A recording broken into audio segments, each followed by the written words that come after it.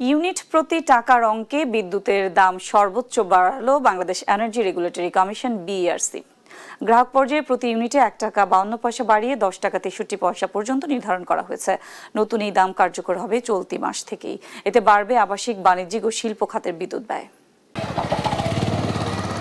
দেশের বিদ্যুৎ খাতে ভর্তুকির চাপ কমাতে বড় ধরনের মূল্য সমন্বয়ের সিদ্ধান্ত নিয়েছে Bangladesh energy regulatory commission BERC. বুধবার বিকেলে রাজধানী রমনায় গণশুনানি পরবর্তী প্রেস ব্রিফিংয়ে বিদ্যুতের নতুন মূল্য ঘোষণা করেন বিইআরসির চেয়ারম্যান জালাল আহমেদ। নতুন সিদ্ধান্ত অনুযায়ী গ্রাহক পর্যায়ে প্রতি ইউনিট বিদ্যুতের দাম ১ টাকা ৫২ পয়সা বাড়িয়ে ১০ টাকা ৬৩ পয়সা নির্ধারণ করা হয়েছে।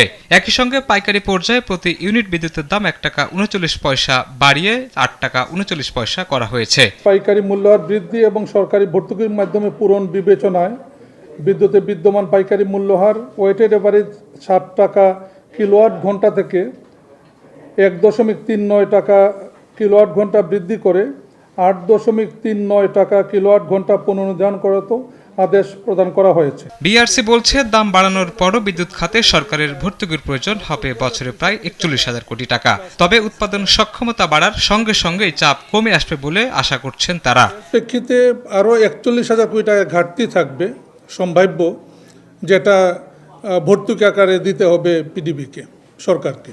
চেয়ারম্যান জানান, রূপপুর পারমাণবিক বিদ্যুৎ কেন্দ্র পুরোপুরি চালু হলে জাতীয় গ্রিডে বিদ্যুতের সরবরাহ বাড়বে। ফলে তুলনামূলক কম খরচে বিদ্যুৎ উৎপাদন সম্ভব হবে। তখন বিদ্যুতের দাম কমানো হবে। উৎপাদন খরচ যে পরিমাণ এবং ভর্তুকির যে পরিমাণ, আমরা বোধহয় কমানোর পর্যায়ে এখন আসি নাই, কিন্তু কমানোর পর্যায়ে আমরা হয়তো আসতে পারবো। কমানোর পর্যায়ে নাও যদি আসি, ভবিষ্যতে হয়তো বাড়বে না এমন অবস্থায় যেতে পারি আমরা।